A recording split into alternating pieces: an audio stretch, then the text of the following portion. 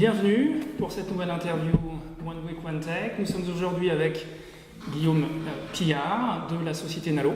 Bonjour Franck. Bonjour. Pour commencer, j'ai envie de vous poser une question. Pourquoi Nalo ? Je peux vous parler du début de l'aventure. Vous savez, moi, j'ai cherché pendant 10 ans une solution d'épargne simple pour ma propre épargne. Je travaillais en banque d'investissement, je n'avais pas le temps de m'occuper de mon épargne.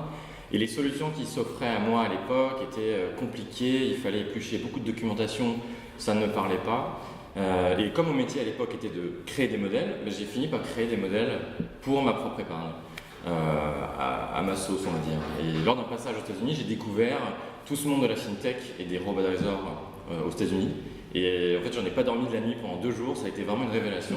Et je me suis dit, mais c'est fou, j'ai jamais eu en fait l'idée que ce que je faisais, ça pouvait être un véritable business pour tous. Et donc, j'ai préparé le terrain pour lancer ce type d'idée en France. Guillaume, aujourd'hui, je vous fais le constat de finalement la création depuis une petite dizaine d'années d'un nombre d'acteurs croissant dans le secteur des fintech, conseil en investissement, robotisation de la décision d'investissement, voire de la gestion. En quoi Nalo se distingue et en quoi vous innovez aujourd'hui ? Alors, petit commentaire de départ, on est effectivement nombreux à évangéliser le marché, c'est une très bonne chose, puisque c'est un effort qui est conséquent et qui prend du temps, et autant qu'on soit nombreux à le faire, moi je vois ça d'un très bon œil.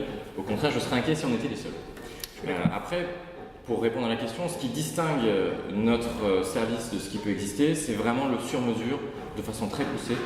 Aujourd'hui, les produits standards que vous trouvez en banque de détail ou sur peut-être des premières générations d'innovation restent des échelles de risque de 1 à 10, où finalement il n'y a aucune corrélation entre ce produit financier et la vie des gens.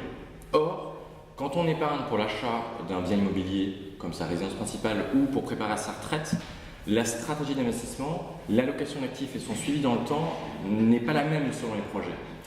Et c'est vraiment là où notre technologie va pousser l'enveloppe et accompagner non seulement chacun de nos clients, mais chacun de leurs projets. Et donc nous avons une infinité de profils chez nous et non pas simplement une échelle de 1 à 5 ou de 1 à 10. Guillaume, aujourd'hui, votre offre se concentre sur l'assurance vie. Pourquoi ? Alors pour une jeune entreprise, il faut bien commencer quelque part. À choisir un produit en France, c'est bien évidemment l'assurance vie. Il y a 1600 milliards d'euros en assurance vie en France. Pour des raisons de fiscalité, de transmission de patrimoine, c'est un outil qui est excellent. D'accord. Votre partenariat et votre offre est concentré sur un prestataire, un acteur majeur du secteur de l'assurance vie, Generali. Encore la même question, pourquoi Generali ?